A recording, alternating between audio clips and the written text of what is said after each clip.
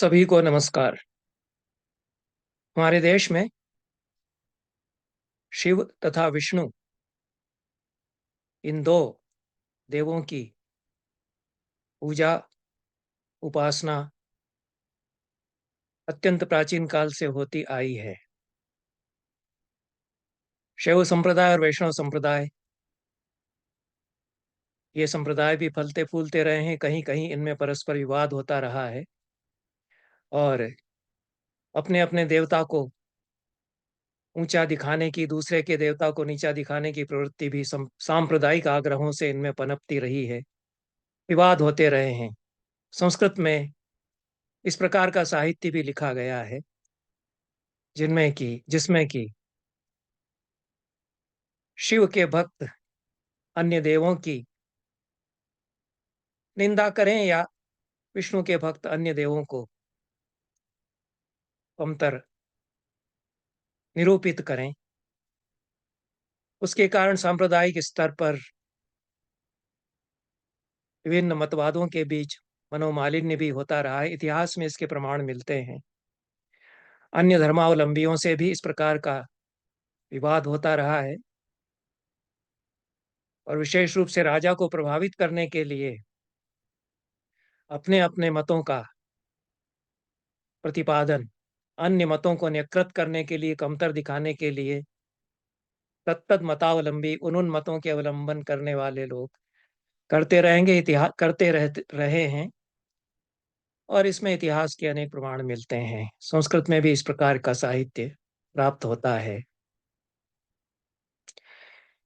इसके समानांतर अनेक संत, दार्शनिक, विचारक हुए जो एक ही तत्व से सब देवों की निष्पत्ति बताते हुए सब समस्त देवों में एक ही चैतन्य और एक ही तत्व अनुस्यूत है, इसके आधार पर एकत्व प्रतिपादित करते रहे और इसका भी बहुत प्रभाव हमारी जीवन शैली पर, हमारी पूजा पद्धतियों पर पड़ा।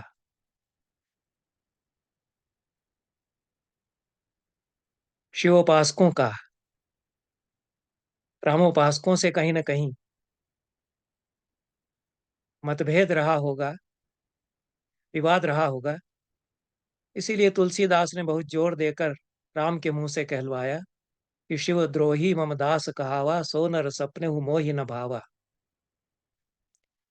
फिर भी तुलसीदास के ही समय आनंद रामायण लिखा गया, जिसमें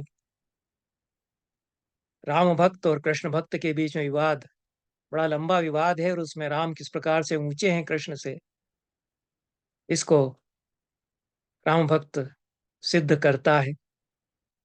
इस प्रकार का भी साहित्य प्राप्त होता है। पर संतों के वचनों में, समाज का निर्माण करने वाले मनीषियों के कर्तृत्व में इस मनोमालिन्य को दूर करने की निरंतर चेष्टा की जाती रही और कभी कभी विवाद भी यदि होता है तो कलाओं में, कविताओं में उस विवाद का निराकरण करते हुए सामंजस्य स्थापित करने का प्रयास किया जाता रहा। मैं थाईलैंड में 3 साल रहा, 2005 से 2002 से 2005 तक। वहां के संग्रहालयों में मैंने हरिहर की युग्म मूर्तियां देखी। हरि और हर एक साथ एक मूर्ति में है। जिस प्रकार से अर्धनारीश्वर रूप में शिव और पार्वती एक साथ, अर्धांग शिव और अर्धांग पार्वती का होता है, उसी प्रकार हरिहर में अर्धांग शिव का और अर्धांग विष्णु का या कृष्ण का, इस प्रकार से मूर्तियां मैंने वहां कुछ देखी। भारत में आकर के मैंने पता किया तो पता चला कि भारत में भी इस प्रकार की मूर्तियां बनाई गई और यह हरि और हर की एकता बताने के लिए इस प्रकार की मूर्तियां बनाई गई हैं कि दोनों एक ही तत्व हैं, इसलिए समवेत हैं और दोनों में अंतर नहीं है।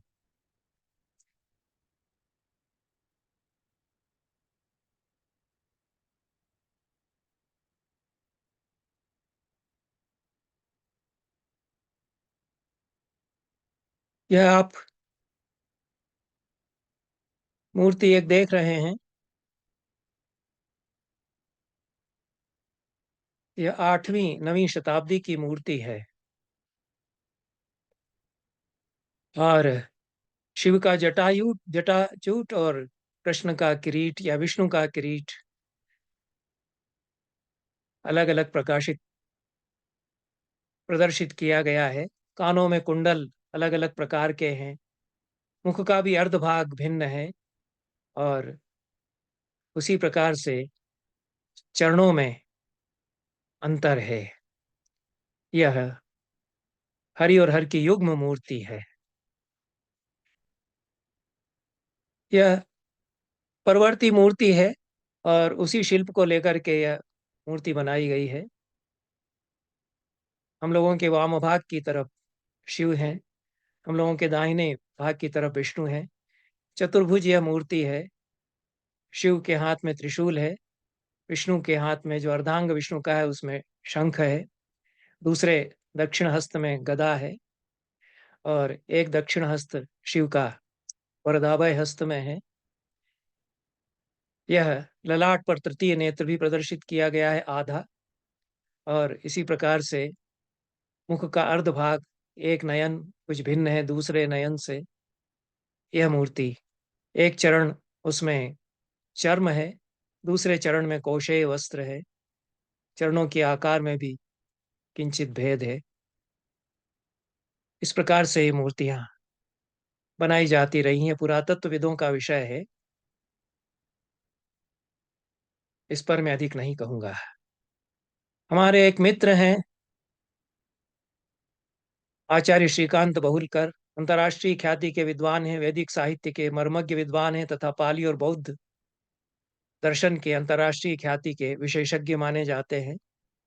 उन्होंने 2-3 दिन पहले मुझसे यह पूछा कि क्या शिव और विष्णु का एक साथ वर्णन करने वाले श्लोक मिलते हैं, एक ही श्लोक में शिव और विष्णु का वर्णन हो।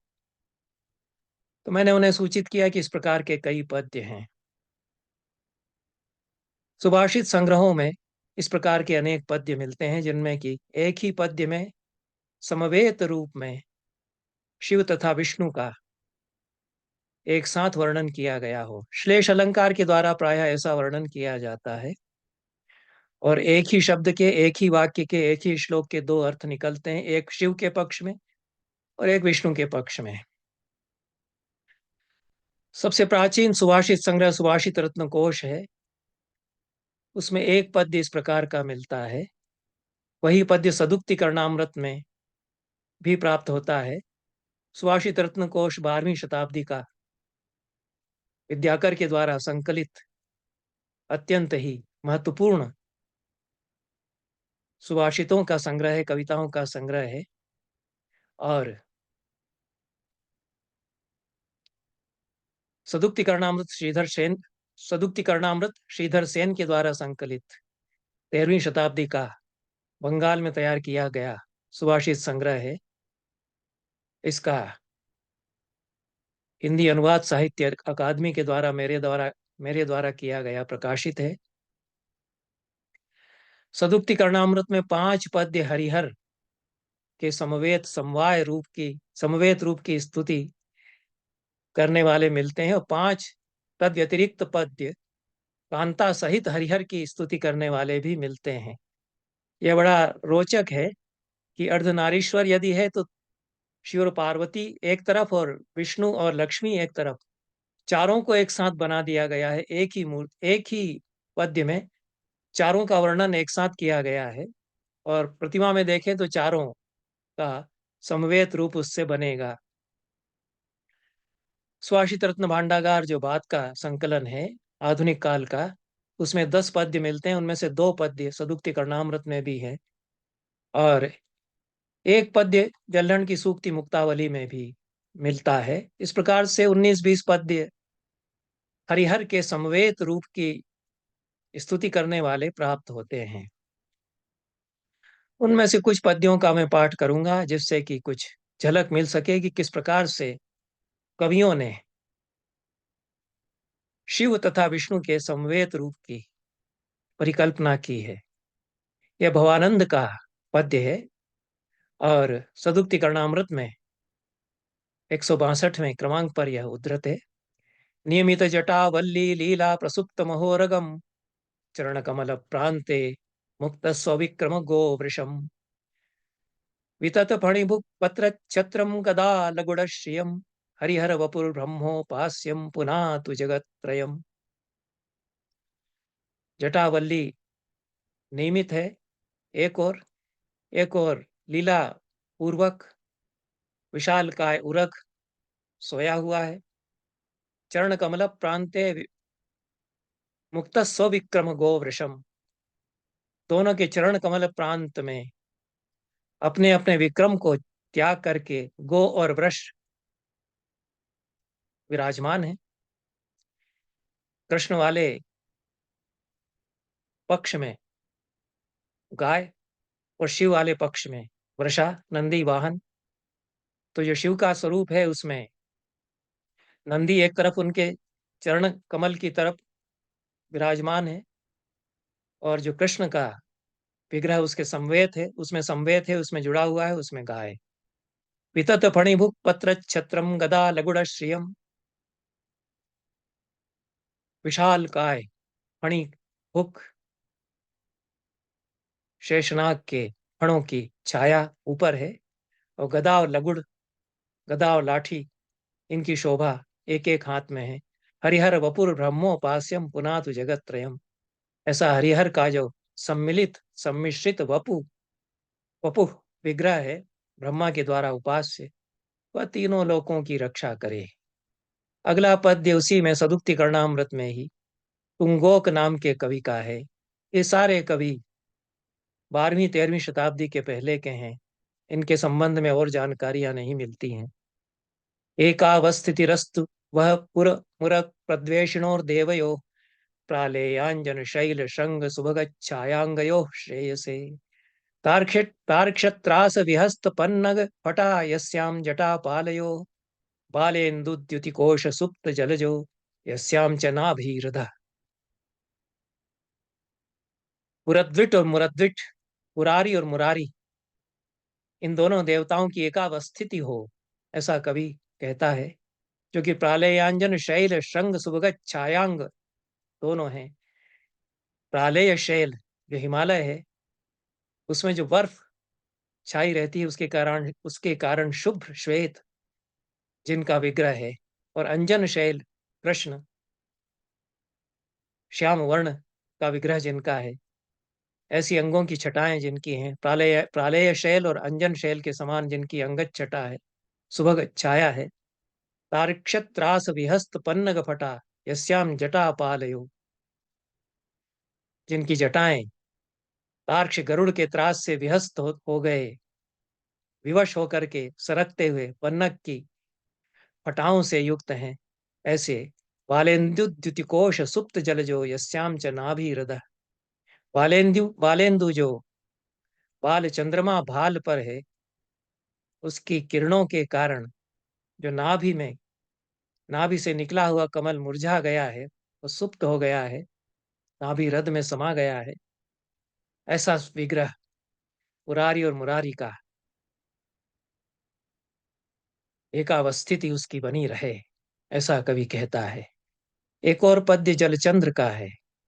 यज्जंबूक यज्जंबू कंबु रोचि फणधर परिषद भोजि भोगीन्द्र कांतम नंद चंद्रारविंद द्युति चरण शिरस्यन्धि मंदाकिनीकम रक्षा संहार दक्षम मदन समुदयोद्दीपनम शश्वदव्याघातम विबोधे हृदय गिरि सुता कांतयोर्देहमेकम। श्रद्धरा छंद है और अच्छा बनाया है। जम्बू के समान कंठ की रुचि है जिनकी, और कंबु शंख के समान जिनके कंठ की कांति है, ऐसे रोचिष्णु कंठ वाले फणधर परिषद भोगी भोगींद्र कांतम, फणधर परिषद जो नाग समूह है और उसका भोग लगाने वाले गरुड़ दोनों एक साथ विराजमान है, जिनमें नंद चंद्रार विंद द्युति चरण शरस चंदी मंदाकिनीकम, आनंदित होते हुए चंद्रमा और अरविंद कमल, मस्तक पर चंद्रमा और नाभि में कमल, और उसकी द्युति से जो आभासित है। और चरण शिरस्यन्ति मंदाकिनीकम, चरणों से मंदाकिनी या गंगा निकल रही है विष्णु के, और शिर से गंगा प्रवाहित हो रही है। ऐसा सम्मिलित विग्रह है, चरण शिरस्यन्ति मंदाकिनीक विग्रह है।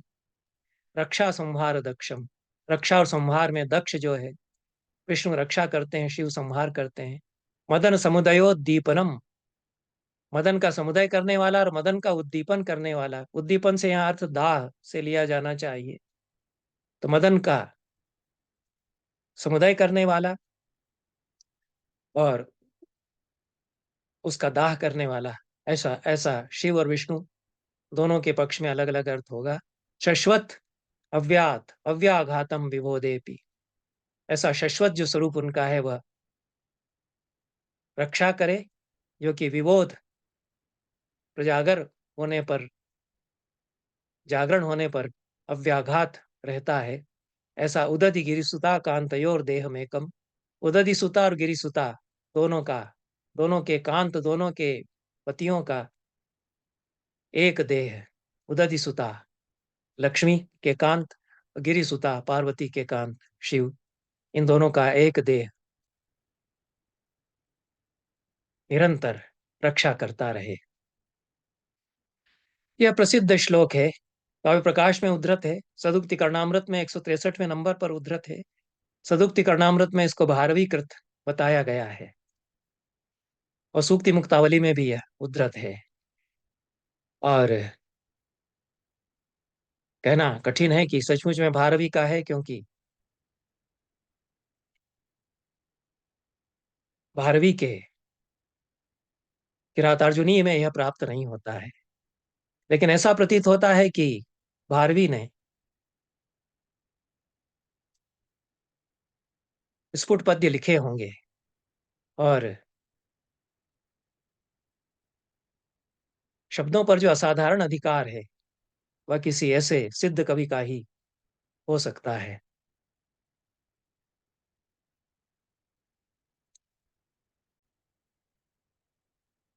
येन ध्वस्त मनो भवेन बलिजित कायः पुरा स्त्री कृतो, यश्चोद्वृत्त भुजंगहार वलयो गंगाम च यो धारयत्, यस्याहु शशिमच्चिरो हर इति स्तुत्यं च नामामराः, पायात् स स्वयमन्धकक्षयकरस्त्वां सर्वदो माधवः।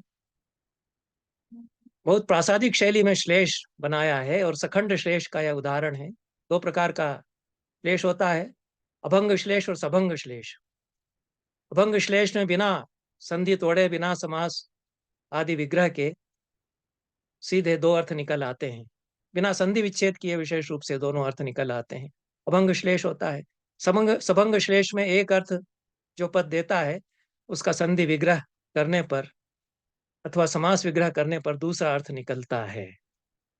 इसमें सबंग श्लेष का उदाहरण भारवी ने प्रस्तुत किया है, और विष्णु तथा शिव दोनों की एक साथ स्तुति की है। तो ये न ध्वस्तम,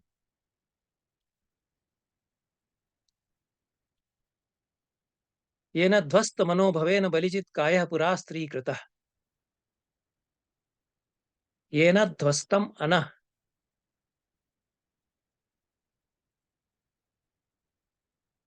अनः शकट को कहते हैं।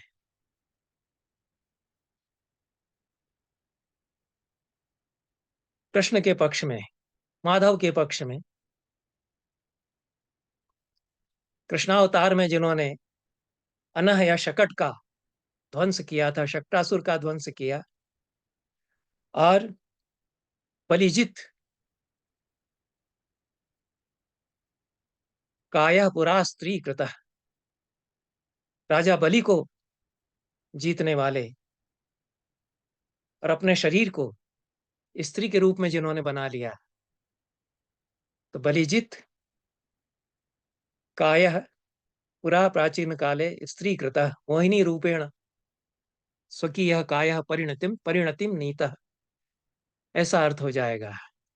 यह उद्वृत्त भुजंग हार वलय, उद्वृत्त जो भुजंग हार है उसके वलय को जो धारण करते हैं, कालीय मथने, कालीय नाग का संहार जो करने वाले हैं, और यह अगम गाम च अधारयत। अगम गोवर्धन पर्वतम और गाम पृथ्वीम च यह अधारयत।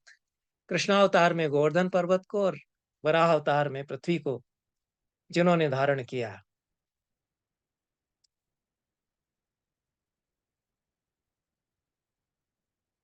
यस्याहु शशिमत् शिरोहरेति स्तुत्यं च नामामरा। यस्य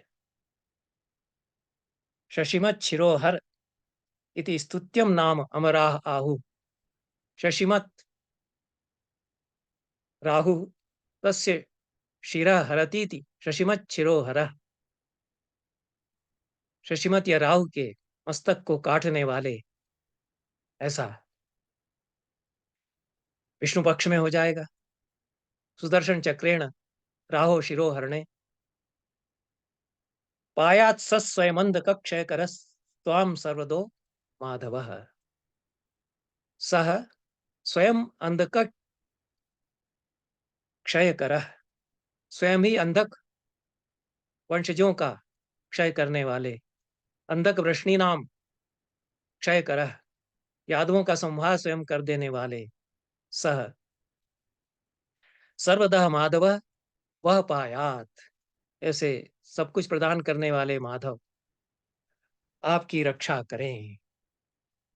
यह विष्णु के पक्ष में अर्थ हो जाएगा। और शिव के पक्ष में ध्वस्त मनोभवे न, इसमें विच्छेद विग्रह नहीं करना पड़ेगा। ध्वस्त मनोभव जो देव हैं, संधि विच्छेद नहीं करना पड़ेगा। तो ध्वस्ता मनोभव ये न, कामदेव का जिन्होंने विनाश किया, और प्राचीन काल में पूरा काय स्त्री कृत, विष्णु के शरीर को ही उन्होंने धनुष बनाया था त्रिपुरासुर का संहार करते समय। त्रिपुरासुर के वध के लिए काय को अस्त्र के रूप में जिन्होंने प्रयोग किया। यश्चोद्वृत्त भुजंग हार वलय, उद्वृत्त भुजंग हार का वलय जो धारण करते हैं, शिव के पक्ष में स्पष्ट ही है। और शशिमत शिरा, चंद्रमा को जो मस्तक पर धारण करते हैं, चंद्रमा से युक्त मस्तक वाले हैं, ऐसा शशिमत शिर, शशिमत शिरा यस्य, ऐसा शशिमत शिरा। और हर इस स्तुत्य नाम से जो पुकारे जाते हैं, सह सर्वदा उमाधव वह पायात। सर्वदो माधव, इसका संधि विच्छेद करना होगा। तो सर्वदा उमाधव वह पायात, उमा के धव या पति ऐसे शिव सदैव आपकी रक्षा करें, ऐसा अर्थ शिव के पक्ष में हो जाएगा। दो तीन पद्य सुभाषित रत्न भांडागार में मिलते हैं और सुंदर पद्य हैं। चान्नवी मूर्धनि पादे वा कालः कंठे वपुष्यथ, कामारिम कामतातम वा कंचिदेवम भजामहे। जाह्नवी जिनके मस्तक पर है या चरण में है। मस्तक पर है यह अर्थ शिव के पक्ष में, और चरण में है यह अर्थ विष्णु के पक्ष में। कालः कंठे वपुष्यथ, काला रंग कंठ में है या शरीर में है। काला रंग कंठ में है या शिव के पक्ष में, और शरीर में है या विष्णु के पक्ष में।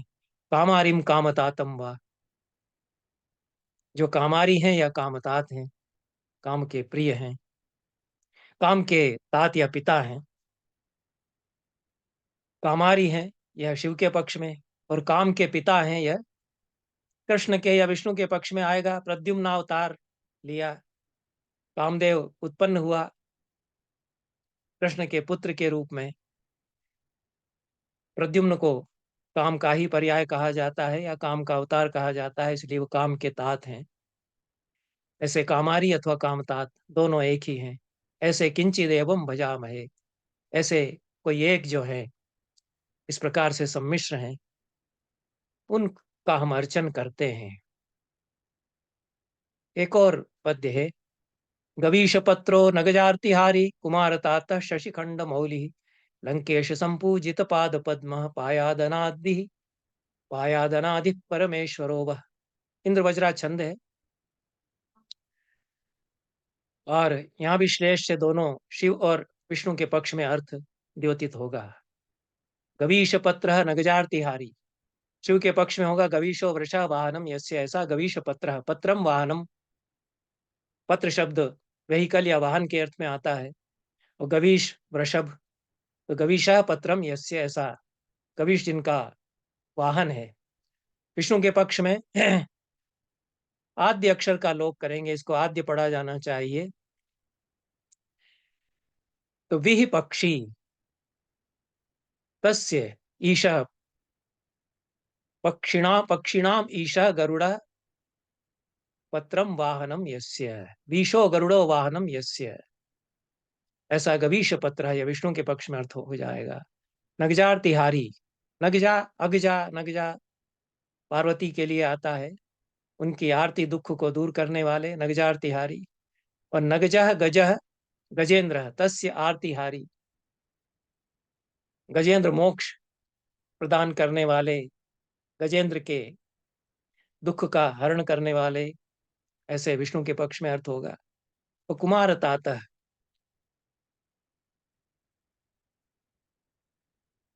कुमार ताता शिव के पक्ष में स्पष्ट ही है। कुमार कार्तिकेय तस्य तातः पिता, और मारह कामदेव तस्य तातः प्रद्युम्नस्य पिता, ऐसा अर्थ हो जाएगा। कुत्सिता मारह कुमारः, ऐसा भी अर्थ को उसमें संयोजित है, इसलिए ले सकते हैं, अन्यथा मारह कामदेव, ऐसा विष्णु के पक्ष में हो जाएगा जो कामदेव के पिता हैं। और शशिखंड मौली,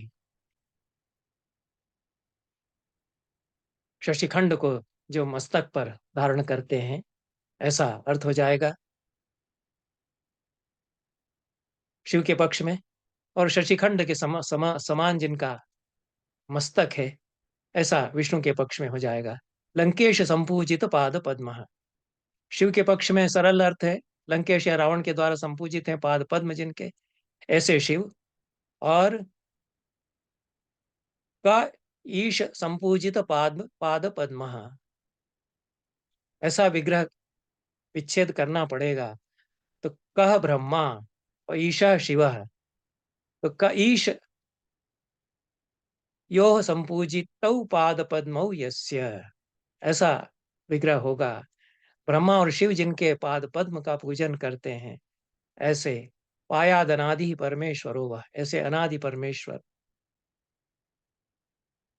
आपकी रक्षा करें। यह विश्लेष के द्वारा शिव और विष्णु दोनों की संवेद स्तुति यहां पर की गई है। अंतिम पद्य योगेश्वर का है। यह सुभाषित सदुक्ति करणामृत में 168वें क्रमांक पर उद्धृत है। योगेश्वर 9वीं शताब्दी के महान कवि हैं। संस्कृत के मूर्धन्य कवियों में निश्चित रूप से वे एक हैं, और उनका पूरा संप्रदाय है। लोक जीवन पर लिखने वाले कवियों का संप्रदाय कविता में, संस्कृत कविता में योगेश्वर के द्वारा प्रवर्तित किया गया। वेदा विंध्य पुलिंद्र पामर वधु भूगोल झंझानिल प्रायर्थे वचनानि पल्लवयितुम जानादि योगेश्वर। विंध्याचल के जंगलों के जो पुलिंद और पामर खेतीहर मजदूर, उनके जीवन की जो झंझा है उसको शब्दों में स्वर देने वाले कवि तो योगेश्वर हुए, ऐसा कवियों ने प्रशस्ति करते हुए लिखा। और हम योगेश्वर के अनुयायी हैं, ऐसा अभिनंद आदि कवियों ने उनकी प्रशस्तियां की। योगेश्वर के लगभग 70 पद्य सुभाषितों में प्राप्त होते हैं। महान कवि थे, बहुत कुछ उन्होंने लिखा होगा, लुप्त उनका साहित्य हुआ और उनकी प्रशस्तियां बाद में की जाती रहीं। सबसे पहले जो विद्याकर का सुभाषित रत्न कोश है, उसी में बहुसंख्य पद्य उनके प्राप्त होते हैं। शंकर पर, तांडव पर, उसके वर्णन पर उन्होंने बहुत से पद्य लिखे थे, वो प्राप्त होते हैं। और लोक जीवन पर, निम्न मध्यम वर्ग, निम्न वर्ग के, गांव देहात के किसानों मजदूरों के जीवन पर उन्होंने मार्मिक कविताएं लिखी। विशेष रूप से गृहिणियों पर जो उनके पद्य हैं, उनका तो कहना ही क्या है। यह जो मैंने कहा कि एक कल्पना कवियों ने अर्धनारीश्वर दोनों रूपों को संवेद करते हुए भी की। अर्धनारीश्वर शिव का रूप और अर्धनारीश्वर विष्णु का रूप, दोनों को मिला दिया तो चार, दो युगल एक तरफ और दो युगल एक तरफ, इस प्रकार से यह भी कल्पना की। और अर्धनारीश्वर रूप के वर्णन में विनोद करते हुए कवि जन अनेक प्रकार की परिकल्पनाएं करते हैं। पार्वती के लिए स्थान नहीं बचा है, और शिव तरस रहे हैं कि चुंबन कैसे करेंगे, इत्यादि कल्पनाएं की जाती हैं। उस प्रकार की परिकल्पना यहाँ लक्ष्मी और पार्वती का विवाद दिखाते हुए यह जो चतुर्युग्म रूप हो गया है, इसमें कवियों ने की है। इस प्रकार के 5 पद्य सदुक्ति कर्णामृत में श्रीधर सेन ने संकलित किए हैं, और कुछ पद्य सुभाषित रत्न भांडागार में भी इनमें से आते हैं। स्फटिक मरकत श्री हारिणो प्रीति योगा दवत वपुरेकम काम कंसद द्विशोर्वः न विरमति भवान्या सार्धमब्धेर दुहित्रा सदृश महसि कंठे यत्र सीमा विवाद। स्फटिक मरकत श्री हारिणो, स्फटिक की श्री और मरकत की श्री का हरण करने वाले,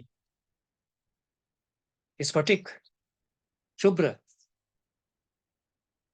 श्वेत जो कांति है, श्री है, वह जिनकी काया में, उसका हरण जिन्होंने कर लिया है। और मरकत नीलम मणि, उसकी काया, उसकी कांति जिनकी काया में है, ऐसे विष्णु। स्फटिक धवल रूप है शिव का, और मरकत मणि के समान नील वर्ण विष्णु का। तो स्फटिक और मरकत दोनों की क्रमशः श्री का हरण करने वाले ये दोनों एक साथ विराजमान हैं। उनके प्रीति योग के कारण यह जो काम कंसद दिशो और वपु,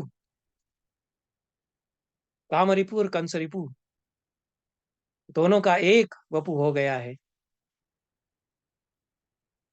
उन दोनों के दोनों तरफ, एक तरफ पार्वती और एक तरफ लक्ष्मी, ये आकर के विवाद कर रही हैं। न वीरमति भवान्या सार्धमब्धेर दुहित्रा सदर्श महसि कंठे यत्र सीमा विवाद। अब्धि दुहिता सागर तनया लक्ष्मी के साथ भवान्या पार्वती का सदर्श महसि कंठे, एक जैसी कांति वाले कंठ में सीमा विवाद, जहां अंत नहीं होता। यह रोचक कल्पना उन्होंने की है। बाकी में तो विभाजन स्पष्ट प्रतीत होता है कि विष्णु का विग्रह नील वर्ण का है, श्याम वर्ण का है। शिव का विग्रह स्फटिक वर्ण का है, लेकिन कंठ में दोनों का एक ही रंग है। शिव का भी कंठ नील कंठ है, और विष्णु का तो पूरा ही विग्रह शरीर नील है। तो कंठ में सीमा नहीं पता चलती है। शिव और विष्णु का जो एक विग्रह हो गया, आधा शिव आधा विष्णु का स्वरूप मिलकर के एक विग्रह जो हो गया, तो उसमें विष्णु और शिव की जो सीमा है वह बाकी सारे अंगों में तो स्पष्ट पता चलती है, लेकिन कंठ क्योंकि एक ही वर्ण का है, उसमें कितना कंठ शिव का, कितना कंठ विष्णु का, ऐसा जब पार्वती और लक्ष्मी दोनों के दोनों ओर से हाथ कंठ में डालना चाहती हैं, तो विवाद हो जाता है कि कितना हिस्सा तुम्हारा है, कितना हिस्सा हमारा है। यह सीमा विवाद इनका कभी समाप्त ही नहीं होने को आता है। ऐसी कल्पना योगेश्वर यहाँ पर करते हैं। और भी इस प्रकार के पद्य हैं। इनका स्वारस्य कुल यही है कि मूलतः शिव और विष्णु एक ही तत्व हैं। और जो मैंने चर्चा आरंभ की कि सूर्य को देख करके परिकल्पनाएं की गई, सूर्य के 3 चरणों की, 3 क्रमणों की, वही विष्णु के 3 क्रमण हुए, वही सूर्य विष्णु के रूप में परिकल्पित हुए। तो एक ही देव सारे देवताओं के रूप में परिकल्पित होते गए हैं। जिसको जिसमें आस्था पूजा के लिए होती है, वो उसकी पूजा अर्चना करता है, पर मूलतः एक ही यह है। इसको बताने के लिए फिर कहीं अर्धनारीश्वर, कहीं हरिहर, इस रूप में न केवल प्रतिमाओं में बल्कि कविताओं में भी इनकी स्तुति की जाती है। बहुत बहुत धन्यवाद। नमस्कार।